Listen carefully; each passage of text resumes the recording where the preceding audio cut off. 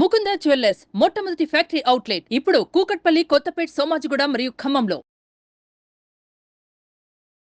నమస్తే రమ్ గారు. నమస్తే జయ. ఏదైనా పెద్ద కథ చెప్పుకుందాం రమ్ గారు. అంత పెద్దది కాదు, కొంచెం పెద్ద. అంతేనా? అమరావతి నగరాన్ని నేలే ఋతుపర్ణుడు, అలకా పట్టణాన్ని నేలే ధనుంజయుడు చిన్నప్పుడు ఫ్రెండ్స్ట. ఓహో. ఇద్దరు రాజులు. చిన్నతనం అంతా కలిసి తిరిగి పెరిగారు వాళ్ళు ఒకే చోట. మేనమామల ఊర్లో పెరిగారు. కలిసి తిని కలిసి పడుకుని ఒకటే మంచం ఒకటే కంచం అలా కూడా ఉండేవాళ్ళు. క్రమంగా పెద్దవాళ్ళు అయ్యాక ఎవరి రాజ్యాలకు వాళ్ళు వెళ్ళిపోయినా ఎప్పుడూ ఉత్తరాలు పత్రాలు నడిచేవి. ఇద్దరూ తమ తమ పట్టణాలకి రాజులు అయ్యారు. అయితే ఋతుపర్ణుడు కొంచెం స్నేహశీలి, బాగా ఫ్రెండ్స్ రావాలి ఆ సరదా ఎక్కువ. ఈ ఋతుపర్ణుడు ధనుంజయుడిని రా రా రా అమరావతికి రా రా అని పిలిచేవాడు. పిలవగా ధనుంజయుడు ఒకసారి వివాహితుడే అప్పటికి, అతను కూడా వీళ్ళ ఇంటికి వచ్చాడు. అలకాపురి నుంచి అమరావతికి వచ్చాడు. వస్తే కొన్ని వారాలు కలిసి ఉన్నారు. ఆయన ఇంకా బయలుదేరతానన్నాడు.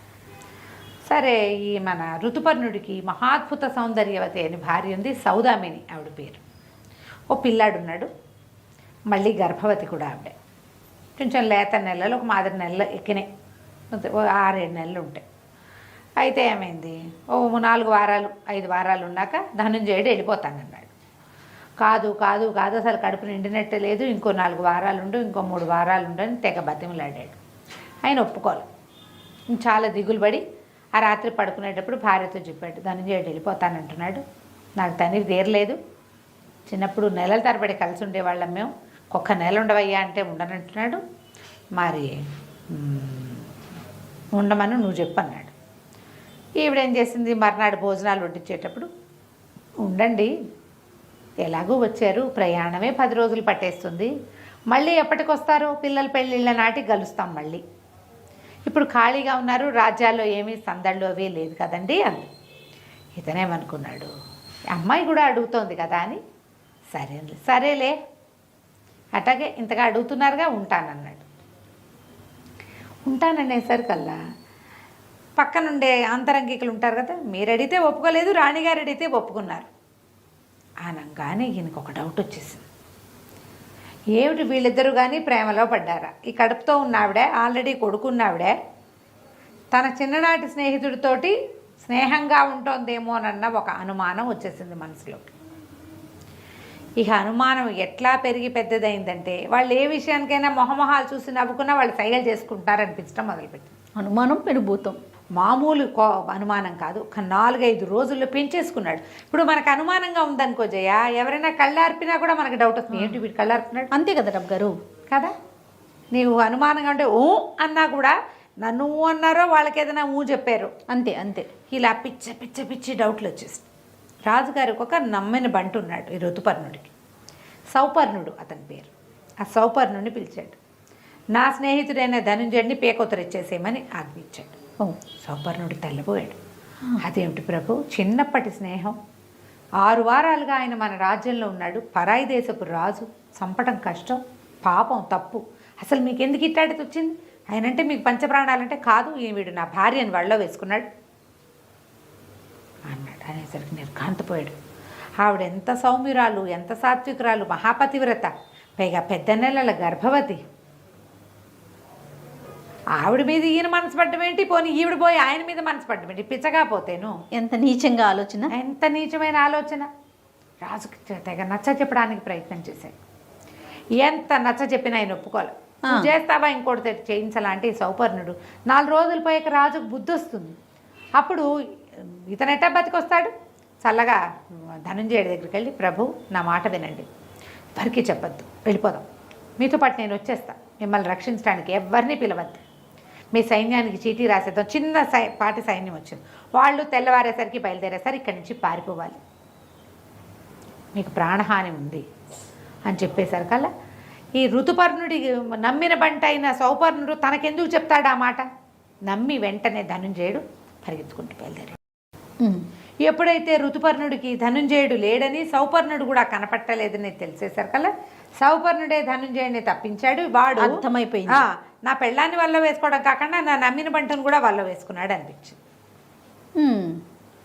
అక్కడి నుంచి రాణిగారిని జైల్లో పెట్టించేశాడు.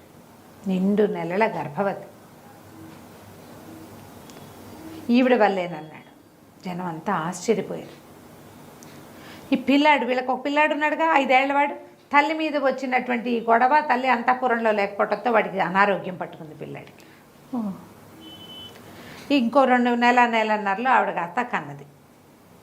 ఆడపిల్ల పుట్టేసరికల్లా ఈ సౌబలుడు అని ఇంకొక అతను ఉన్నాడు. ఈయన తాలూకు ఇంకొక నమ్మిన బంటు సైన్యాధిపతుల్లో ఒకడు. అతని భార్య శీలవతి ఆవిడ పేరు. ఆవిడ రాణిగారిని తన దగ్గర ఉంచుకుని పురుడు పోసి, పిల్ల చూస్తే అచ్చు రాజుగారు ఉన్నట్టే.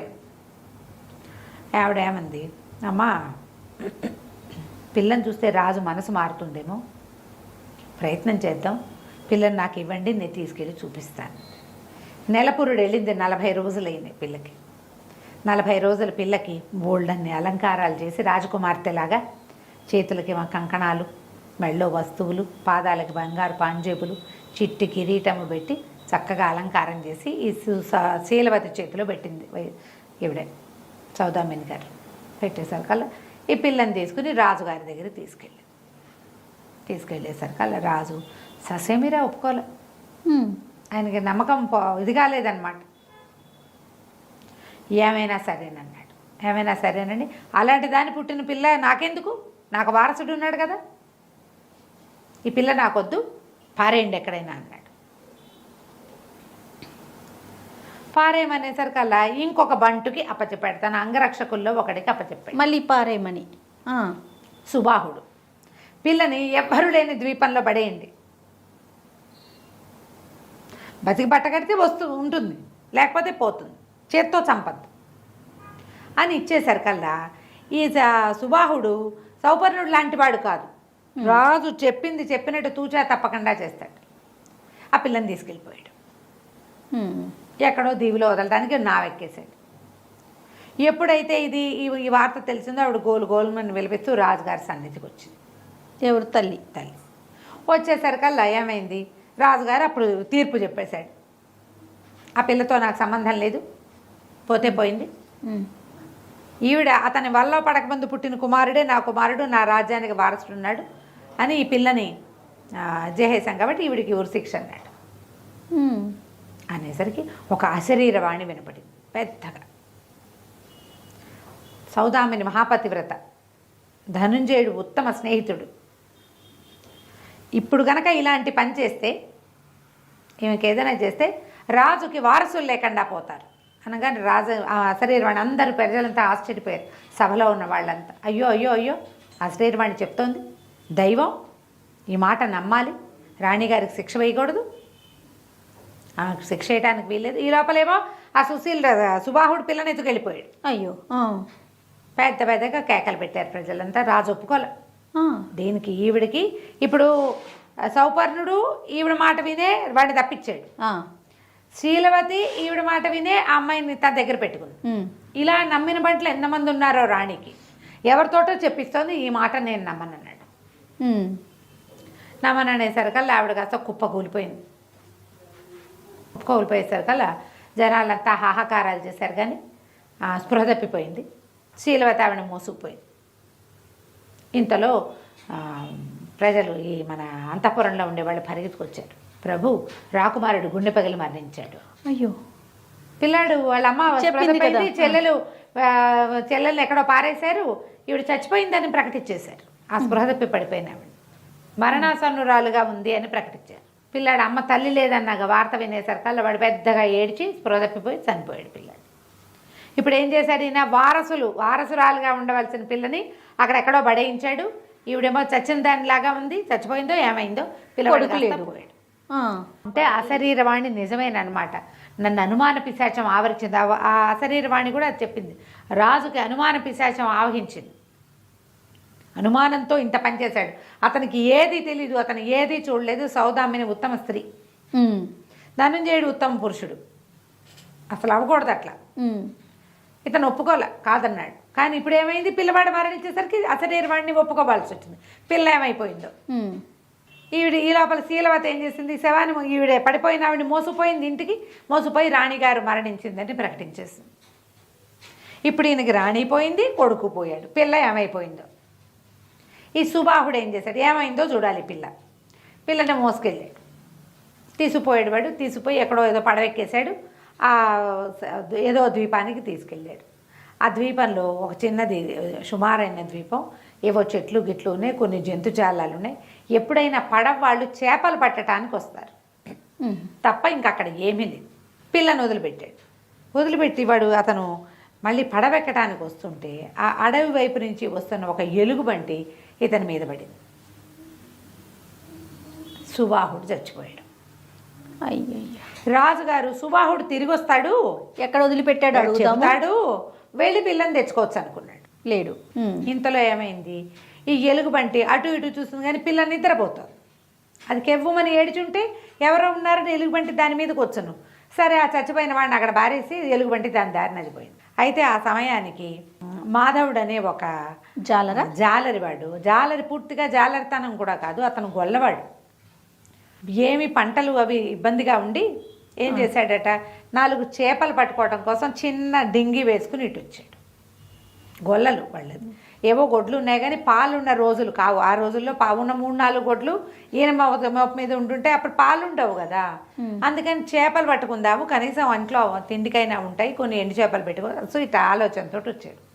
వచ్చేసరికల్లా ఇది తెలుగుబంటి పోయింది, వాడు చచ్చిపోయి పడి ఉన్నాడు. మరి చంటి పిల్ల ఏడవటం మొదలుపెట్టి, అయ్యో ఎవరో పిల్ల ఏడుస్తుంది, ఏమైందో అని ఆ డింగి మీద వచ్చిన వాడు డింగి పక్కన పట్టేసి పరిగెత్తుకొస్తే పిల్ల పట్టుబట్టలో చుట్టుంది. దానికి ఒక పట్టు లంగా, చిట్టి జాకెట్టు, పసిబిడ్డ, దానికి ఎన్ని నగలున్నాయో.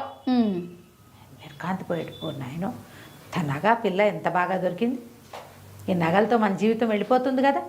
అక్కడి నుంచి పిల్లని రుచుకుని చేత్తో వస్తుంటే సుబాహుడు కనిపించాడు చనిపోయి. ఇతను ఏం చేశాడు, ఓహో వీడే ఈ పిల్లని తెచ్చాడు, తతిమా వాళ్ళంతా ఎటుపోయారు అని వాడి ఒంటి మీద నగలు కూడా వలుచుకున్నాడు. అతనికి కూడా ఉంటాయి కదా సుబాహుడు, కడియాలు, తర్వాత కాళ్ళ కడియాలు ఉంటాయి, చేతి కడియాలు ఉంటాయి, మెళ్ళో ఏదో హారం ఉంది, చెవులకు పోగులు, ఇవన్నీ వలుచుకుని ఈ చంటి పిల్లని ఎత్తుకుని డింగి వేసుకుని ఇంటికి వెళ్ళిపోయాడు. ఇతని భార్య, వాళ్ళకి పిల్లలు లేరు, ఇంకా కలకపోయేసరికల్లా భార్యతో అన్నాడు, ఏమే చూడంత చక్కగా దొరికిందో, చందమామల్లే ఉంది పిల్ల, రాజకుమార్తె ఎవరితో, ఎందుకంటే పడిపోయిన వాడికి అంగరక్షక లక్షణాలు ఉన్నాయి, వాడు పెద్ద ఆజానుబాహు, మామూలుగా ఇంకొకడైతే దొరికేవాడు కాదు, మనిషికైతే దొరికేవాడు కాదు. అదాటను మీద పడేసరికల్లా ఆ ఎలుగుబంటిని తప్పుకోలేకపోయాడు.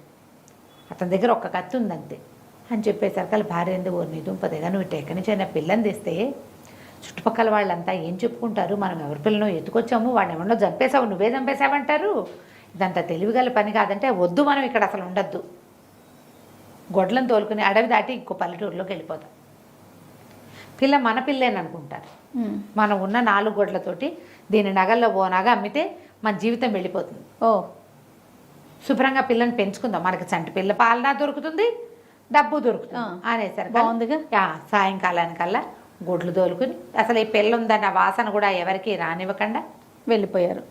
ఓ చిన్న ఆవుది పాలు ఉన్నాయి వాళ్ళకి, పెద్ద ఆవులేవి పాలు ఇవ్వటం, ఆ చిన్న ఆవు పాలతో పిల్లని పెంచుకుంటూ ఊరు దాటి బాగా 3-4 ఊళ్ళు దాటేసి అవతల ఇంకో ఊరికి వెళ్ళిపోయారు. ఈ వెళ్ళిపోయిన వాళ్ళు ఎక్కడి దాకా వెళ్ళి స్థిరపడ్డారు, ఈ అమరావతి రాజ్యాన్ని దాటి అలకాపురిలో స్థిరపడ్డారు. అక్కడికి వెళ్ళిపోయి ఏం చేశారు, వీళ్ళు డబ్బులు నగమ్మి డబ్బు తెచ్చుకున్నారు కానీ గొప్పగా బతకడం వాళ్ళకి రాదు, ఆవులు పోషించుకుంటూ బతకడమే వచ్చు. ఓ 25-30 ఆవులు కొనుక్కున్నారు. పిల్ల బంగారం, రేపొద్దున దానివల్ల పిల్ల పెళ్ళి అవుతుంది, అవన్నీ దాచిపెట్టారు. దాని లంగా జాకెట్టు, తర్వాత ఏమో సుబాహుడు తాలూకు నగ ఏం దొరికిందో, కత్తి, అన్నీ అవి దాచిపెట్టుకున్నారు. పిల్లని పెంచుకోవడం మొదలుపెట్టారు. చంద్రిక అని పేరు పెట్టారు, పెంచుకుంటున్నారు.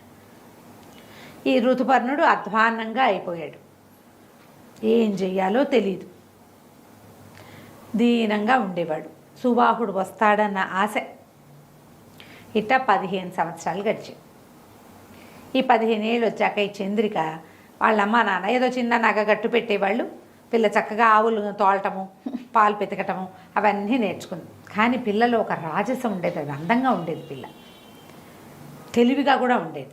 రాజకుమార్తెగా ఆ లక్షణాలు, సహజ లక్షణాలు. అక్కడి నుంచి ఏమైంది, మన ఈ ధనుంజయుడికి ఒక కుమారుడు ఉన్నాడు, వాడి పేరు చంద్రసేనుడు. చంద్రిక చంద్రసేనుడు. ఈ పిల్లాడు ఏం చేసేవాడు, ఊర్లో అటు ఇటు తిరుగుతూ ఉండేవాడు. ఒక 20 ఏళ్ళు ఉంటాయి. ఇంచుమించుగా చనిపోయిన ఋతుపర్ణుడి కుమారుడి వయసు వాడు. ఆ, కాస్త ఒక సంవత్సరం అదే, అటు అదే. ఇటుగా. ఆ. అయితే ఏమైంది, ఆ పిల్లాడు ఒకసారి ఈ ఆవులు ఇవి తిరుగుతున్న చోటకి వచ్చి ఒక జాతర లాంటిది జరుగుతుంటే ఈ చంద్రికని చూశాడు. చూసి ఆ పిల్ల కోసం ఎంతసేపు వచ్చేవాడు. 15-16 ఏళ్ల పిల్ల, ఓ 20 ఏళ్ల పిల్లాడు వచ్చేవాడు ఏం చేశాడు, నేను ధనుంజయుడి కుమారుడినని చెప్పలే, మ్హూ. చెప్పేవాడు కాదు. కానీ ఎంతసేపు వాళ్ళున్న పల్లె వైపుకే వెళ్ళేవాడు. ఆ పిల్ల బీట్లో ఆవులను మేపుతుంటే దాని వెనకాల పడి తిరిగేవాడు. ఏదో ఫ్లూటు గీటు వాయించేవాడు, దాని వెనకాల తిరుగుతుంటే వీళ్ళేమనుకున్నారు, పిల్లాడు బాగున్నాడు, రాజుగారు అబ్బాయిని ఎందుకు వస్తుంది, వాడు సింపుల్గా బట్టలు వేసుకుని వచ్చేవాడు. పిల్ల కూడా ఇతనితోటి కొంచెం సరదా పడి ముచ్చటగా ఉండేది. పిల్లాడు ఈడు జోడుగా ఉన్నారు, పేర్లు కూడా కుదిరినాయి. చంద్రసేనుడు చక్కటి పేరు అనుకుని ఏ రాచగొల్లల పిల్లవాడో అనుకున్నారు. చంద్రసేనుడు అనగానే కొంచెము కాస్త పెద్ద పేరుగా తోస్తోంది. అబ్బాయి ఏమో వీళ్ళతో పాటే ఉండేవాడు. వాడు కూడా ఓ 2 ఆవులు తోలుకుంటూ ఉండేవాడు సరదాగా. సరే రోజులు గడుస్తూ ఉంటే మనకి రాజుగారి దగ్గర ఋతుపర్ణుడి దగ్గర నుంచి వచ్చినటువంటి సౌపర్ణుడు వీళ్ళ దగ్గరే ఉన్నాడు. కుర్రాడు ఎంతసేపు పల్లెల వైపే వెళ్తున్నాడని కనిపెట్టి రాజుకు చెప్పాడు. దేనికోసం అటు వెళ్తున్నాడు అని ఫ్రెండ్స్ని వాళ్ళని వీళ్ళని వాకప్ చేస్తే ఎవరితో పిల్ల కోసం వెళ్తున్నాడు. సరే ఈసారి ఈ పిల్లాన్ని అనుసరిద్దాం అనుకున్నారు. రాజు సౌపర్ణుడు ఇద్దరు మారు వేషాలు వేసుకుని గడ్డాలు మీసాలు పెట్టుకుని ఈ కుర్రాడు వెళ్తున్న వైపుకి వెళ్ళారు. ఆ రోజున ఏమిటట, అక్కడ ఒక పెద్ద జాతర లాంటిది జరుగుతోంది. పిల్ల తిరుగుతోంది.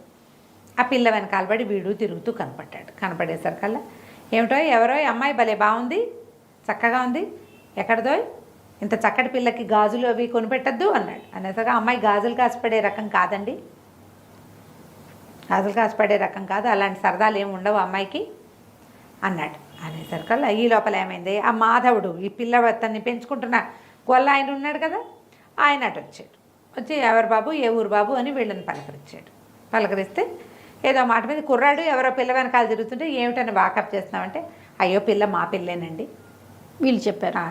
ఇతను చెప్పాడు, మా పిల్లే, ఈ పై ఏమి నష్టపోడలేండి, గొల్ల పిల్లని చేసుకుని పిల్ల దగ్గర వీళ్ళకి బోళ్ళంతా నగ్గట్టు ఉంది, బోళ్ళంతా బంగారం ఉంది తనకి, ఈ అబ్బాయికి ఏమి నష్టం లేదు, బొడ్డు గోదా ఉంది, నాకు ఒక్కతే పిల్ల అన్నాడు.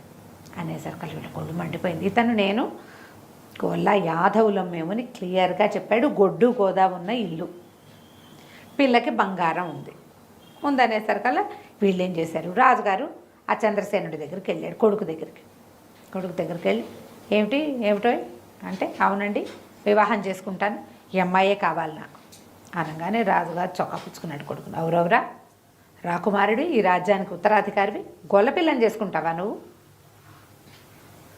అన్నాడు. అనేసరికల్లా అబ్బాయి గింజుకోపోయాడు. ఆయనేమో గడ్డం తీసేశాడు, బిగ్గులు పెట్టుకొచ్చాడు కదా, పదాన్ని అంతు చూస్తాం అని చెప్పేసి ఆయన లాక్కెళ్ళిపోయాడు. ఆ పిల్లాడేమో విదిలించుకున్నాడు, కాదు నేను ప్రేమించాను అది ఇది అంటే, నువ్వు ఏమైనా చెయ్యి, ఉండి ఇక్కడే, కానీ నువ్వు చచ్చినా అమ్మాయిని పెళ్లి చేసుకోవడానికి వీల్లేదు. అయ్యో సౌపర్ణుడు అన్నాడు, ఇక్కడ గొడవ అయిపోతుంది ప్రభు, మీ మీద మాట వచ్చేస్తుంది, పదండి వెళ్ళిపోదాం. రాకుమారుడు ఇంటికి రాక ఏం చేస్తాడు, ఏమీ లేని పిల్లాడికి వాళ్ళు మాత్రం పిల్లని ఎందుకు ఇస్తారు, పదండి అని చెప్పేసి తీసుకుపోయాడు. రాజుగారిని లాక్కెళ్ళిపోయాడు. గొడవగా ఏదో మాటలు జరుగుతుంటే అది అక్కడెక్కడో వేసిన కాయలు కొట్టిన పిల్ల వెనక్కి తిరిగి వచ్చేసరికి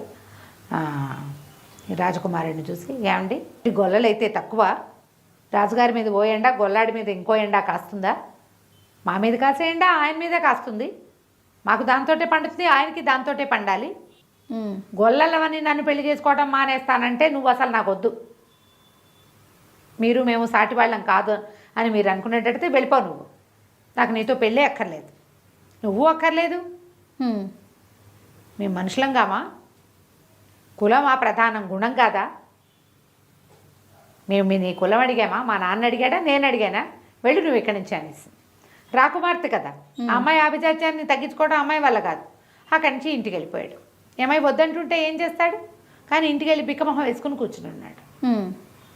సరే ఈ సౌపర్ణుడు ఏమనుకున్నాడు, కాస్త బాగా ఆలోచించి, అబ్బాయి అట్లా కాదు, ఓ పని చేద్దాం, మీ నాన్న ఒప్పుకుంటాడు, పిల్లని చూస్తే మంచి ఆభిజాత్యం కలిగిన పిల్లలాగా ఉంది, మరి నువ్వు వాళ్ళ కుటుంబంతో పాటు వెళ్ళిపో, నీకు అమ్మాయి నచ్చింది, ఆ పిల్లని ప్రేమించావు, పెళ్లి చేసుకుంటాను అంటున్నావు కాబట్టి, అమరావతి రాజ్యంలో కుల విచక్షణ లేదు, మీరు వీళ్ళ కుటుంబంతో సహా వాళ్ళ సొంత రాజ్యం ఏదో అక్కడికి తీసుకెళ్ళిపో, వెళ్ళిపోతే అక్కడ వివాహం చేసుకుందు. కానీ వివాహం అయిపోయాక మీ నాన్న ఏమంటాడు, ఇక్కడ కుల విచక్షణ ఉంది, ఇక్కడ ఎవరు వీళ్ళకి పెళ్లి చేయరు. ఓహో. వీళ్ళకి పెళ్లి చేయడానికి పురోహితుడు దొరకడు, వాళ్ళు ఒప్పుకోరు.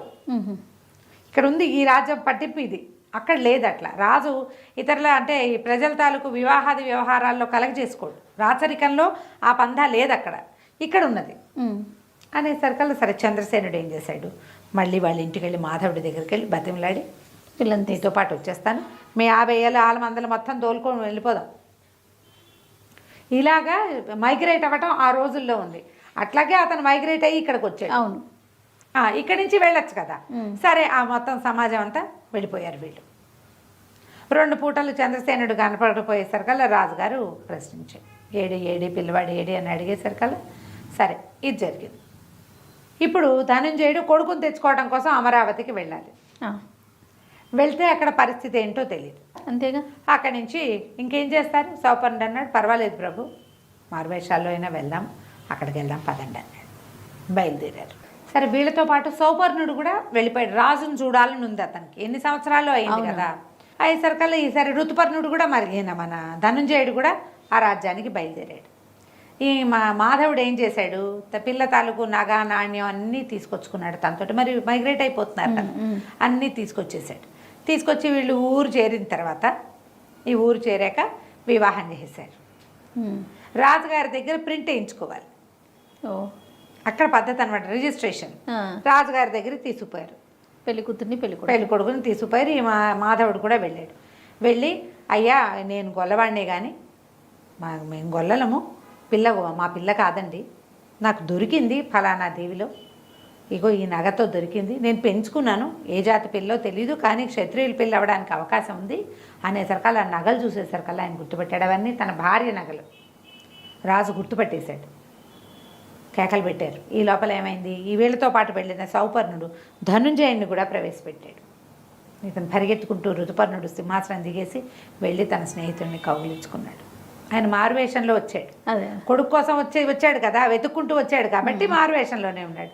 నన్ను క్షమించు, ఇట్లా నేను అన్యాయం అయిపోయాను, ఒక చిన్న అనుమానపు వీచిక లోపల ప్రవేశించేది పిశాచం అయిపోయింది, నీకు అన్యాయం చేశాను, నా భార్యకి అన్యాయం చేసుకున్నాను, కుమారుడు చనిపోయాడు, నా పిల్ల ఇట్లా దొరికింది అనేసరికల్లా నీ పిల్లే కాదు నా కొడుకే వాడని చెప్పాడు. ఇంత సంతోష క్షణం సౌదామిని బతికుంటే ఎంత బాగుండేదో కదా.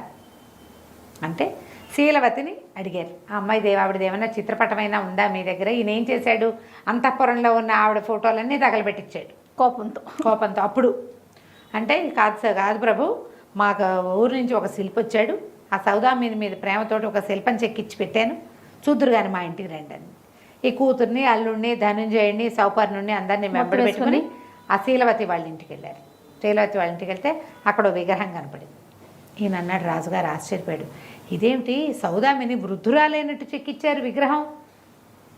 అంటే శిల్పి చాలా గొప్పవాడు ప్రభు, శిల్పి చాలా గొప్పవాడు, ఆవిడ చిన్నప్పుడు చూసి ఆవిడ పెద్ద ఈ వయసు వచ్చాక ఎలా ఉంటుందో ఊహించి ఇలా గీసాడు అనేసరికల్లా ముంగూర్లు కదులుతున్నాయి, ఊపిరాడుతున్నట్టు కనపడుతోందే అన్నాడు. చుట్టూ ముందు చుట్టూ కదులుతోంది అని నేను ఒక్కసారి ముట్టుకు చూడనా అన్నాడు. అనగానే ఆవిడ కదిలింది, ఆవిడ బతికే ఉంది. ఈ శీలవతి ఆవిడని తన ఇంట్లో అట్టు పెట్టుకుని ఆవిడ బతికున్న పొలకవ ఎవ్వరికీ తెలియనివ్వల. ఏనాటికైనా పిల్ల దక్కుతుందేమో అన్న ఆశతోటి అక్కడి నుంచి దగ్గరికి వెళ్ళి భార్యను కావలించుకున్నాడు. ఆయన నేను ఎంత పొరపాటు చేశాను, నా వల్ల ఇన్ని సంవత్సరాలు చంటి పిల్లకి దూరం అయిపోయాం, పిల్లవాడిని పోగొట్టుకున్నాం, స్నేహితుడితో ఎడబాటు వచ్చేసింది, క్రూరమైన ప్రవృత్తి కలిగిన వాడిగా అయిపోయాను, అనుమానం ఇంత పనిచేస్తుందని భార్యని కూతురిని చూపించాడు. కూతురిని కాలుచుకుని పుట్టాక అది 40 రోజుల పిల్ల తర్వాత ఇప్పుడే చూస్తున్నాను, 16 ఏళ్ళు వచ్చాక. తర్వాత అంతా సంతోషించారు. తర్వాత రాజోచితంగా అమ్మాయికి అబ్బాయికి పెళ్లి చేశారు. 2 రాజ్యాలకి రాజు రాణి అయ్యారు, చంద్రసేనుడు చంద్రిక. ఈ పిల్లని పెంచినటువంటి మాధవుడు కుటుంబాన్ని తమతో పాటే ఉంచుకున్నారు. కథ కంచికి మనం ఇంటికి.